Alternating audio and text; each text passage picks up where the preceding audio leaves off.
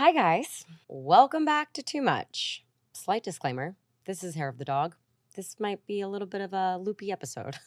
Had a 1 a.m.er last night, but we're here. We're trying. Today's episode is going to be a little bit of a twofold situation. I'm going to kick it off with some story time and then get into my advice portion of the evening or whenever you're watching this. It's evening for me. Don't worry. Promise. Promise I'm not drinking at 6 a.m. if that's when you're watching it.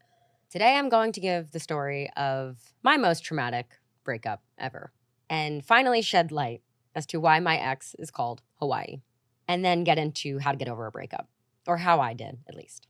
Let's start from the beginning. During COVID, I was dating some guy, another story I'll need to tell on another day, but I was dating a man up in Washington. I was living up there for like 9 months, and I ended up breaking up with him and driving the coast of the United States back to LA by myself. It was like 2021. Things had started to lift as far as COVID. The mask mandate was kind of ending. People were fucking feral. Things were just like, the people were out and they were wild, and I was one of them. So I was dating a lot. I was just like bouncing around, whatever, living in LA. I had gotten my own apartment in Venice Beach, California. It's my first time living by myself. So it was super exciting. I was on the beach. Literally, my cross streets were Pacific and Ocean or something. I don't remember. But anyways, I was on the ocean. The apartment was kind of shitty, but I loved it. It was my new beginning. So one day, I went to the Victorian. And that was it's what it sounds like. It's a big Victorian mansion in Santa Monica. There's like all these different rooms. There's an upstairs, a downstairs, a basement. The basement's like dark and scary. Then there's a lawn. There's a restaurant. It's amazing. But you go to day drink. So I went and I day drank. And while I'm there, I went up to this party. It was for like a big Instagram account. I don't even want to like say the name because then you'll just know everyone who I'm talking about. But I was with one of my girlfriends and she happened to know like half the people there, which was great. So she was introducing me to everyone. And there was this guy who wasn't someone I would ever really be attracted to right away. Piercing blue eyes, tattered as fuck shoes, wrinkly shirt, like just wasn't put together. I really wasn't giving him the time of day, but he came up to me and started talking to me and really got a laugh out of me. I agreed to go on a date with him. We had an amazing time. It was a really cute date. It was a beach date. He brought a blanket and ice and Casamigos, remembered my drink. It was really sweet. It was a slow burn, but the friendship part of it was instant. We had the same sense of humor. We had so much fun together. And I kind of started falling for him. Didn't sleep with him until like the 5th date, which was, thank you. Really proud of myself. I think after that, it took 2 more months and then he finally asked me to be his girlfriend. So we'd been seeing each other for like 3 months at this point. A bunch of his friends had girlfriends. We all loved each other. The crew was thick and tight and awesome and fun. And it was California and they had a big house in the hills and we threw parties all the time. Like it was just like a really, really fun and exciting, happy relationship. If you have been listening to the episodes, there was a pretty heavy episode that I did, episode 6, called It's Process, and I told my story of sexual assault. This is the guy I was dating when that happened. So here's now the context. That went down about, I want to say October, November, December, 7 months into our relationship. I was 28 at the time. So, I definitely was like thinking about marriage. I thought maybe this guy was the one. 7 months was a really long time for me. Usually my relationships only lasted like 4 or 5 months. So everything was going really well up until this point. Then that happened and it threw us for a fucking loop, obviously, rightfully so. I then became really depressed and irritable. He was fully there for me and, he was really supportive. And I think he did the best he could under the circumstances. But at the time, I did not feel that way. I thought we were just fighting a lot. So thus, the demise. This is where we get into the worst breakup I ever went through. So it was the start of summer. As I'm dealing with all of this, emotionally and mentally and physically, him and I had committed to 5 weddings on the East Coast. All of them were back to back. I'm talking a month and a half of weddings. One was in New York City. The other one was in Martha's Vineyard. Then we had another one in New York. So there was just so many weddings. And I think we had like a couple birthdays too. And he was from the East Coast. I was from the East Coast. So we flew back from LA to New York. We basically split time between his parents' house, my parents' house, his family's house up in Martha's Vineyard, my family's beach house. So we were kind of just like always with family, always together. Now this was COVID, or like the end of COVID. We were working from home. We were always in the same space. We were living out of a bag. It was a really stressful situation. And on top of that, I had just gone through something very traumatic. So I was not managing my emotions very well. Tensions were high and we were fighting a lot. So we're away for a month and a half. And the last wedding that we had to go to was in Hawaii, one of my best friends. So we pack up all of our stuff and we fly to Hawaii. I believe we were on Honolulu. And it was about to be like the best wedding ever. I mean, this thing had a welcome party, a boat day, a big dinner that night. There was like a big hike and then the wedding and then a goodbye brunch. Like it was just like a packed weekend. I was so excited. And then we actually decided to extend our trip and go to a different island after. Everything seemed fine. We were very much in love. He was like meeting all these people like in my life and we were having a fantastic time. Then the next day was the day of the wedding and we got invited on a hike. It was myself and like 4 or 5 other people and we were all going to do mushrooms and then go hike up this mountain volcano thing, whatever. And he was like, I'm not really feeling well. I'm going to hang back, which was a little odd, but I thought nothing of it. And I was like, okay, bummer. Like, I wish you were coming, but like, bye, I'm gonna go. And he wanted me to go. So I went, had the best day of my life. It was honestly the most wild experience. The mushrooms were so good. Everything was just like so vibrant and green. We were just giggling. And we got in the back of a pickup truck because we were so muddy that we couldn't sit in the car. We're just driving through Hawaii, having the best day of our lives. It starts raining. We're covered in mud, laughing, tripping, balls. It was a time. Sorry, this was not the day of the wedding. I just realized I was not tripping balls before I went to my friend's wedding. This is the day before the wedding. So they all had the rehearsal dinner and all of that. Like we weren't a part of it. This was what we did instead. So the next day we go to the wedding. It was the most stunning wedding. You know, I'm looking at him and I'm like, oh my God, like I hope this is us one day. We all looked so good. We're all in our dresses. We did some more mushrooms. We got drunk, had a great time. So this is where things start to take a turn. We get back to the hotel and I got a little emotional. And I was like, I think I'm depressed. And that was the first time I really said it out loud and identified what it was. I had been harboring all of these feelings and been really irritable, but I didn't outwardly say I'm depressed until this moment. And I told him that once we got back home, which was going to be in like a week and a half, that I was going to start seeing a therapist again and that I was going to go on medication and all this stuff. You know, he was hugging me, holding me, telling me he loved me like a normal person would. So the next day we had our flight to Wailea. I think that's where we were going, different island. If you're not familiar with Hawaii, Honolulu is one of the main islands. So that's where the big airport is. To get over to Wailea, we were getting on a small puddle jumper plane. We had just been traveling for a month and a half. So I had a massive suitcase and a carry-on suitcase. So what we decided to do was store our bags in storage on Honolulu and take only the carry-ons to Wailea.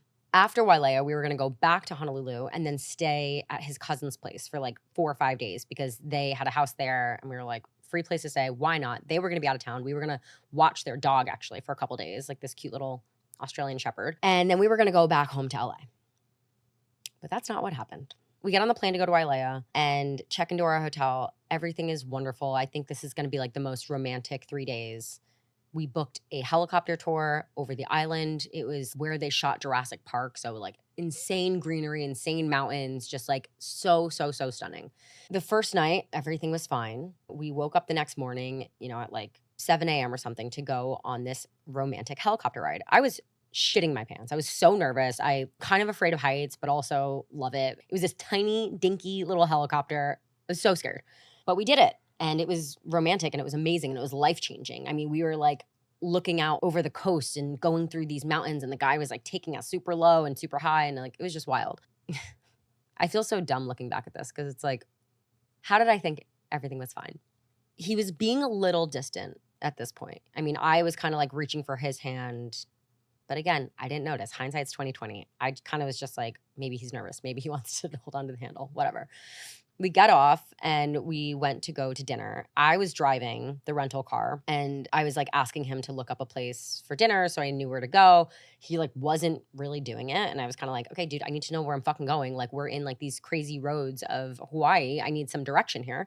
I don't remember how I said it. Maybe I was a little bit snappier than I should have been, but whatever. We got to the restaurant. There was like an hour-long wait. It was on the beach. So we went and sat on the beach and I did my crossword puzzles. He was reading his book. It was like cute and romantic and whatever. We finally got called for dinner. We go up and we're sitting at the bar. I order a Mai Tai, as one does in Hawaii. And then he continues to read. And I'm like, hey, we're at dinner together in Hawaii. Could you like not read? And he got pissed at me. And I'm like, what the fuck? Like, why is that an insane ask? I don't understand why I can't ask you to not read and pay attention to me and be present when we're in Hawaii together on a romantic beach, like trying to have a drink with my boyfriend. So we kind of get into it. We didn't make a scene or anything, but it was clearly loud enough that the people next to us heard. And they start like lecturing us on fighting when you're on vacation and fighting when you're in Hawaii and you're in this beautiful place and why are you fighting? Of course they were right, but I was also like, get out of our fucking business. So we could not come to a resolution about this. He did not understand why I didn't want him to read, and I didn't understand why he didn't understand. Like, we came to this impasse, and I remember in my gut just thinking, I don't think we're gonna ever get over this. Like, it was so strange. Like, this feeling of, no pun intended, we are not on the same page. So we kind of get through dinner, we're hardly speaking, we get into the car, and I tried to talk to him about it. He was just dismissive, didn't want to speak to me, and I was like, I don't know what the fuck else to do. We turned up the radio. And then something in my gut was just like, the fuck? So I turn it down and I look at him and I go, if we break up, I just want it to be known that I tried. And then I turn the radio back up. Like, I have no idea what made me say that, but I did. And we get back to the hotel. Another couple sensed our tension and tells us to stop fighting in Hawaii. Most bizarre thing, like, couldn't believe that two couples have now come out of the woodworks and said to us, stop fighting, love each other, you're on this island. And we were both like, fuck off. We get back to the hotel room. I get into bed, I'm all sassy, and he looks at me and he tries to talk to me. And I was like, dude, I tried to talk you into the car and you dismissed me. I tried to communicate and end it then, and you weren't having it. Your time has passed. I'm going to sleep now. And he was like, okay, can we talk in the morning? And I was like, sure. So mind you, we are working LA hours. We're in Hawaii. We're also jet lagged from being in New York for a month. So we were waking up pretty early every single day. He said he wanted to go on a walk with me in the morning, and we set our alarms for 6 a.m. But I didn't quite know what I was setting my alarm for. We wake up. I kind of think things are okay. We're going to be fine. I put on a white slip dress because I kind of wanted him to envision me as a bride and like a woman in white, a vision in white. I grabbed my camera and I grabbed my work phone because it had a better lens at the time. Like, it was a newer phone. So I didn't even bring my phone down. And he was like, let's go walk on the beach. And I was like, how romantic. Okay, great. So we walk down to the water. It's stunning. I'm taking a couple pictures and we start to walk. And within 2 seconds, he looks me dead in the eye and says, I need to talk to you. And my heart fucking dropped. And I was like, excuse me? And I knew what it was. And he was like, I've been thinking. And I was like, no. Immediately went into panic mode. And then, like, once he saw that I knew what was happening, it all just came out. He was like, I don't think I can make you happy. I don't want to do this anymore, and I think we should break up. It is 6 o'clock in the fucking morning on the beach in Hawaii. We have 4 days left in our trip. I'm in a fucking white dress, and this man just broke up with me. This boy. I went into full panic mode. I started freaking the fuck out, being like, please don't do this. Please don't do this. I was begging. I did that for about 2 minutes. Then after the 2 minutes was up, the panic switched to rage. I had my shoes in my hand. I start hitting this lounge chair and I'm like, I just told you that I was depressed 2 nights ago. I told you I was going to seek help and you're not even giving me a chance to do that, and you're breaking up with me. So when the going gets tough, you just get going. And I lost it. I was sobbing, convulsing, dry heaving on the beach in Hawaii at 6 o'clock in the morning in a white dress. Let me just continue to reiterate that. Could you imagine if I had like set my phone up or something and I thought he was going to propose and then he was like, just kidding, I'm breaking up with you? That would have actually been amazing. I kind of wish I did that because, man, the content. So I storm off, hyperventilating, don't have my phone with me, don't know what to do. I'm now on this island with this man who just dumped me after 9 or 10 months of dating. I luckily memorized my mom's number, so I called her from my work phone, and she didn't even know who it was because she didn't have that number saved. She answered, she's like, hello. And I was just hysterical, and I was like, he broke up with me. And she was like, what?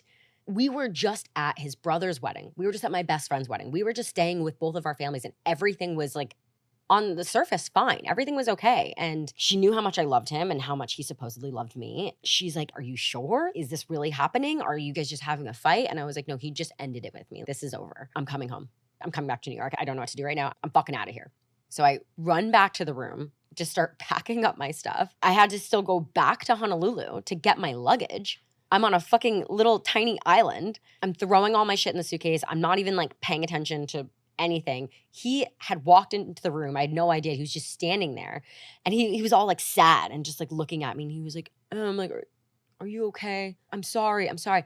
And I just look up and I go, Hawaii? Hawaii? Like, that is what I could not wrap my head around. He couldn't have waited 4 more fucking days until we were back home in LA. He dumped me in Hawaii. I was baffled. I think I was more baffled by that than that he was breaking up with me. Like, that was more of the shock to my system than the fact that I'd been broken up with. But I was inconsolable, crying, hysterical. I pack up all my stuff and I was like, I'm fucking out of here. And he was like, okay, I'm gonna go down to the pool. Can you come say bye to me before you leave? I was like, are you fucking dumb? Get the fuck out of here. I hate you. I hate you. I was like, I'm literally going to make you rue this day. I was like, I'm going to be so fucking successful and this is going to come back and bite you and you are going to regret this. Like, fuck you. I'm done. I'm done. Like, trying to take my power back. So he's like, okay, can I at least get a hug? You can't make this shit up. I was like, no, you can't get a hug. You just dumped me. Like, what is wrong with you? I don't think any thought went into this, to be honest. Like, I think it was an impulsive thing. I think he wanted to break up with me for sure. He just didn't think about how he was doing it and the repercussions and that I would hate him after. I think he thought we could be friends. And I was like, you just traumatized me forever. Like, go kick rocks. So he walks out. I am still crying. I pack up everything. I walk out of the hotel and I'm like, fuck this guy. I take the rental car, have the guys bring it around. They're all like, miss, are you okay? I was like snot everywhere, sobbing. I'm like, I gotta get out of here. I just drive away, have no idea what I'm doing, have no idea where I'm going. I just start driving the coast of Wailea. Literally just went. I think I drove for like an hour and a half. It was like 6 a.m. in New York. I end up pulling over on the side of the road. I find a flight back to Honolulu and it was in like 2 hours or something. So booked that. And then, this is how insane my brain works. I remember that my friends in New York were going to the south of France in 3 weeks. And they were going to stay on a boat and sail the south of France together as 7 single girls. So my next move was to text that group chat and say, hey, you guys still got any room on that boat? As I'm sobbing on the side of the road in Hawaii, dumped, that was my first thought was, I got to get on that boat. And I text them and they were like, yeah. And I was like, cool, can you add me? And they're like, sure, is everything okay? And I was like, no, bleep, just dump me. And they were like, aren't you in Hawaii? And I was like, sure fucking am. So I end up driving back to the rental car place. I'm still sobbing. I go to drop it off. The man who owned the rental car business felt so terrible for me that he closed his business and drove me to the airport. He was like, I can't in good conscience let you drive or just like even get into an Uber crying like this. Like, I'm going to take you to the airport. So this lovely man takes me to the airport. And I was like, he dumped me. And like couldn't get anything out. I'm like trying to tell him what happened. I get into the airport. I'm going through TSA. I am, again, snot, sobbing, tears, just like a fucking mess. TSA asked me if I needed medical assistance. This is so fucking pathetic. I get on the plane. It's, a 30-minute ride. Now I'm like, okay, I have to book a flight to New York now. But I still had to go get my luggage in Honolulu at the old hotel we were staying at. I land in Honolulu, take an Uber, again, still crying. And this woman looks at me dead in the eye. I don't even think we left the taxi rank thing at the airport. And she goes, are you okay? What is happening? And I said, I was just broken up with. I need to go get my luggage. I also need to return this package to Revolve. And then I have to get on another flight and go back to New York. And she was like, okay, woman to woman, you need to stop crying. You can cry later. Let's focus on your next move. We have to get your luggage. Then I'm going to stay with you and I'm going to drive you to UPS and then I'm going to take you back to the airport. You got to stop fucking crying now. And I was like, okay. Like, I don't know what lucky stars I had that this woman picked me up. Also, a woman over a man, like having her as an Uber driver truly was just like a game changer in the whole situation. So she drives me to pick up my luggage. We then go to UPS. She drives me back to the airport and she's like, chin up. No man is worth this. You got this. You're going to be okay. And I was like, okay. So I then had to get on an 11-hour flight back to fucking New York and just sit in this feeling, sit in my sorrow. While I'm on the plane, I get a text from his cousin. And she's like, hey, so here's the instructions to get into our place in Honolulu. And here's all the instructions for the dog and blah, blah, blah. Because we still had 4 more fucking days in Honolulu that him and I were supposed to go and take care of this dog. These people left their dog for us to take care of. And we were not together anymore.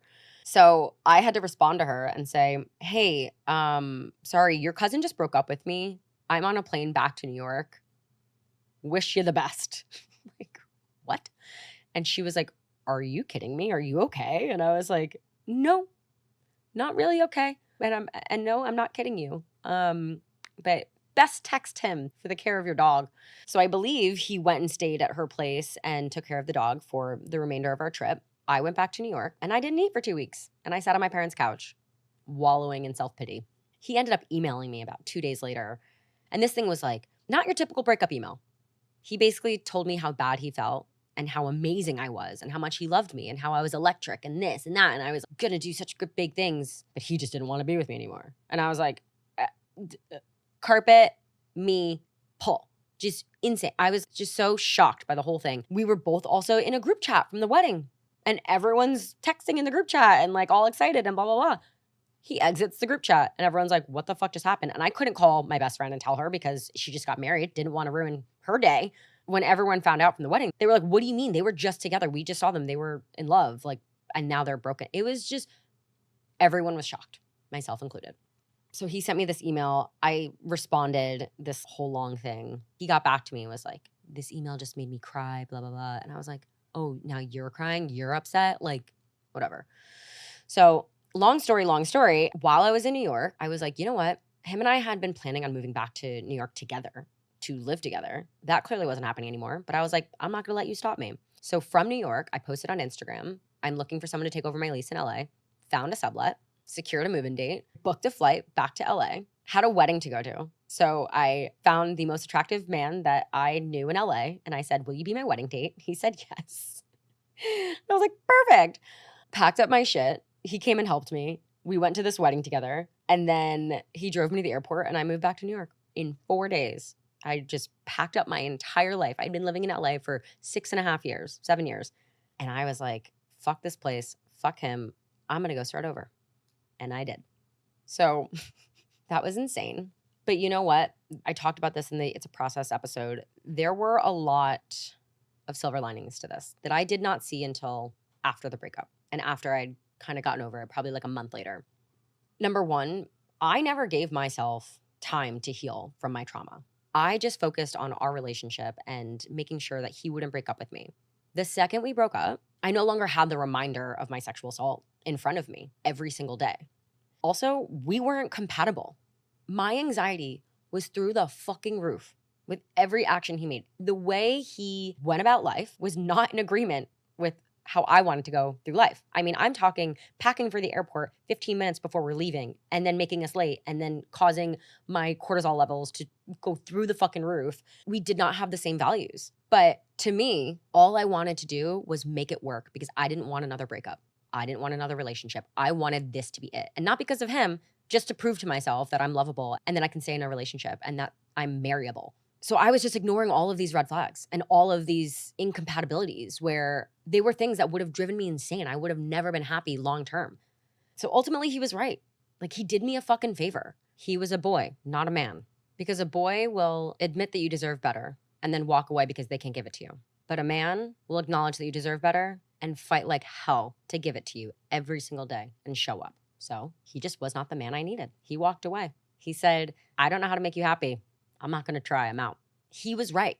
If someone looks you in the eye and says, I cannot make you happy, you need to believe them because they know best. And whether they can or it's just that they don't want to, you don't want that person in your life. And it took me a really long time to get to that point. And I've gotten to a point now where I am fully at ease with what happened. And I laugh about it. And I, talk about it on the fucking podcast. And I tell you guys, and I'm like, how hilarious. And I put on a white dress. And it was 6 o'clock in the morning and it was in Hawaii. It was insane. Just absolutely madness. But sometimes when things fall apart, it's actually because everything else is about to fall into place. And that is what happened. I moved to New York. I started unhinged. I met the love of my life. I ended unhinged. And I started this podcast. And now I fucking love my life and I'm so happy. But none of that would have been possible if this event did not take place. This honestly was the biggest catalyst in my entire fucking life. Romantically, geographically, emotionally, mentally, everything. I rose like a fucking phoenix from the ashes after this breakup. I had the biggest glow up of my life. And I thank him. Like, thank you. You literally did me a favor. I've actually bumped into him since and we laugh about it. I saw him when Mr. Right and I first started dating, and I was like, we shouldn't have dated. He was like, oh, I know. Like, we would have been better off as friends. And he actually said to me, I can't even imagine how anxious I was making you. We are oil and water, but we had so much fun together.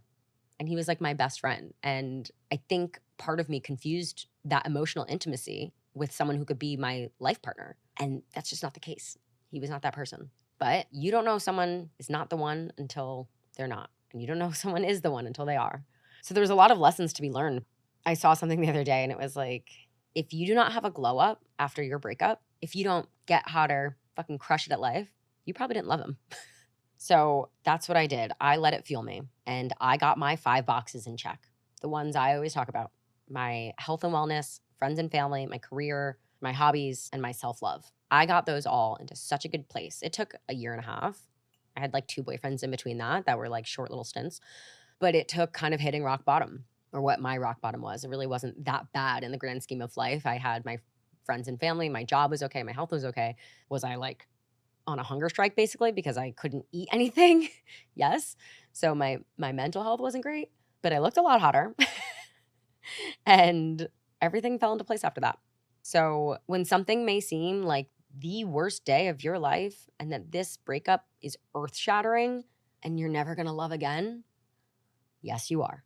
It's going to be okay. You need to just move forward, focus on yourself. It's like they always say, it's going to happen when you least expect it, but you're not expecting it because it's going to happen when you're just focusing on yourself and you are not affected by the noise. So of course you're not expecting it. You've got other shit going on, and that's when it's all going to happen. That's when everything's going to fall into place.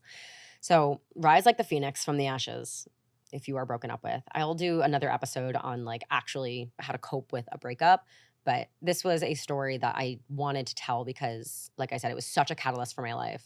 I figured out who the fuck I am after this. And I've been so happy ever since. I've been like secure and everything's been copacetic. And I wish him well. I wonder if he'll watch this. Maybe I'll tell him. I don't know. Maybe I won't.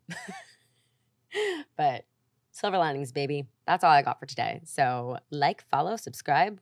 5 stars, please. Emma's Too Much on Instagram and TikTok. And I will see you guys next week. Bye.